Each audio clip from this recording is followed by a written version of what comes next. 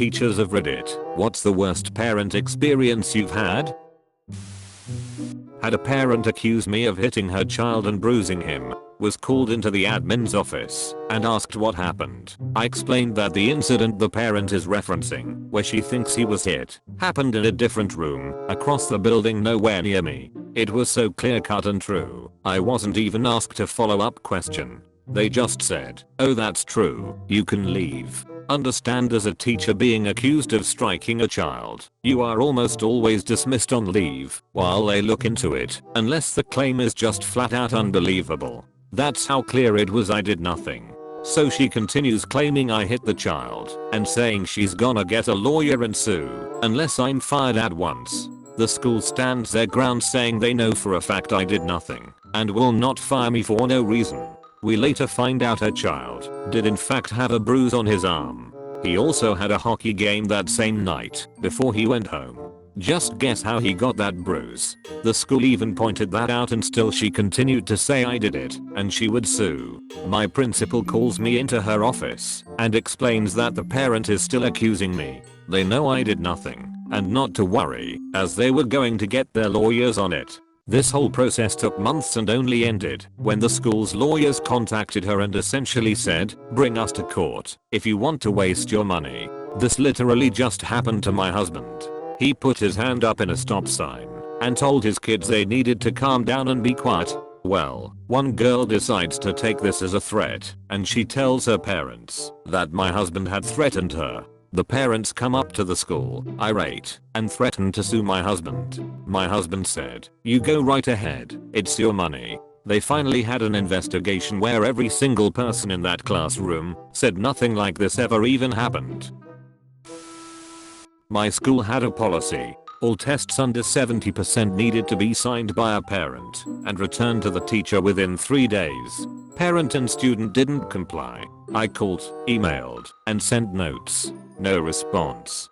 Finally, progress reports go out, and the next day mom finds me greeting students at the door. She decides this is the perfect time to rip into me and let me know how I failed her student. She did this all while I had a class full of students. When I finally got a word in, I said, this wasn't the time for us to discuss her daughter's private information, especially in front of all her classmates, and I would love for her to email me sometime she was available to meet, and shut the door. She then went down to the admin office and unleashed on the principal. I was pulled from my class to come to the meeting. I was verbally assaulted for about 2 minutes while my principal sat quietly watching and typing while she pulled up all my emails to the parent and checked my communication log. Online spreadsheet we kept on the server outlining all communication that was phone call or notes. The principal found no fault with me and asked the parent if she was going to keep her daughter enrolled at our school, a private Catholic school, and then had parent go over and re-sign parent code of ethics contract. I went back to my classroom quite triumphantly.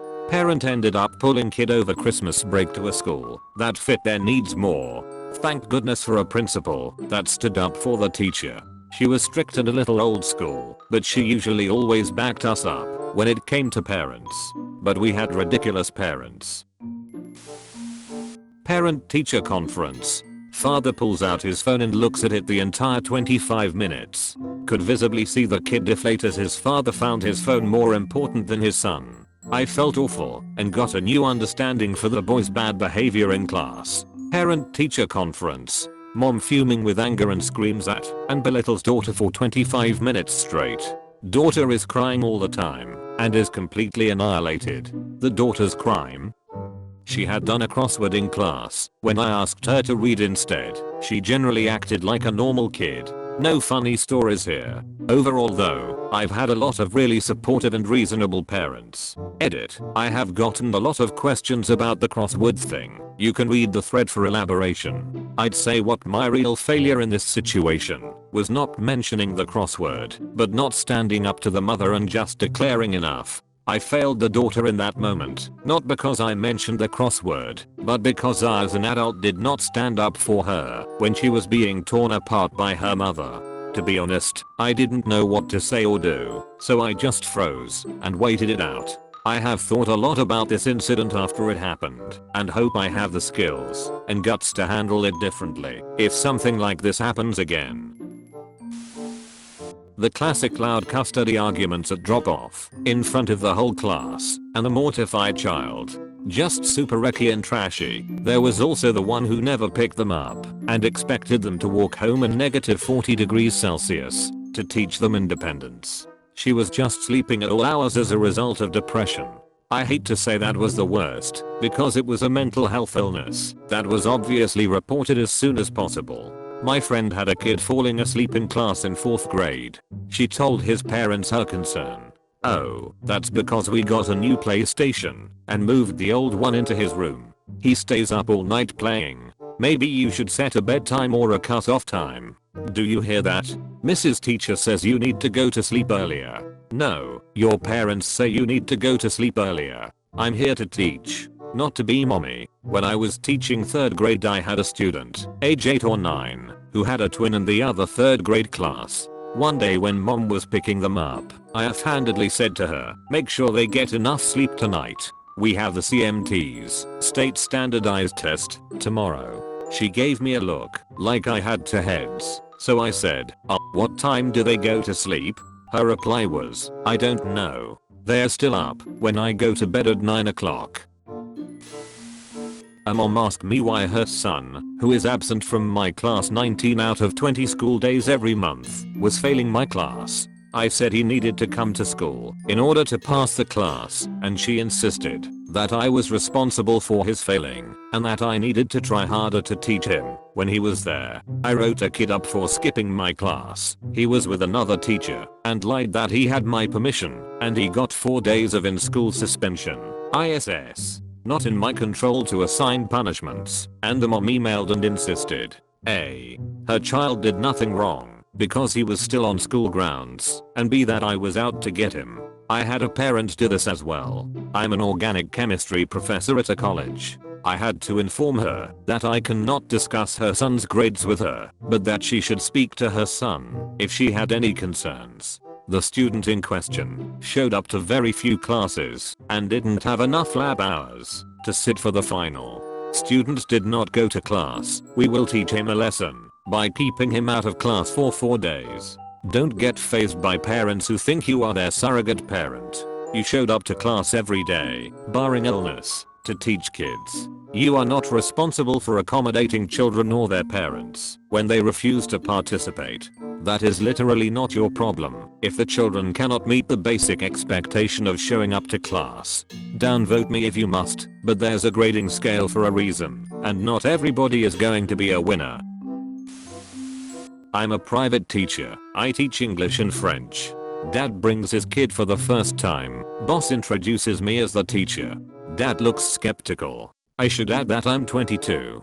Proceeds to ask me how I'm qualified to work there in a very offensive way. I told him that I finished at the best university in my country and I had a degree in French and English studies. Then he started kind of compensating by saying, well, I too have a language exam, you know. Few months passed by. The little girl is very sweet and she's smart, but it's obvious that her parents don't care to make her learn the words or help her practice, and I can't work wonders only an hour once a week.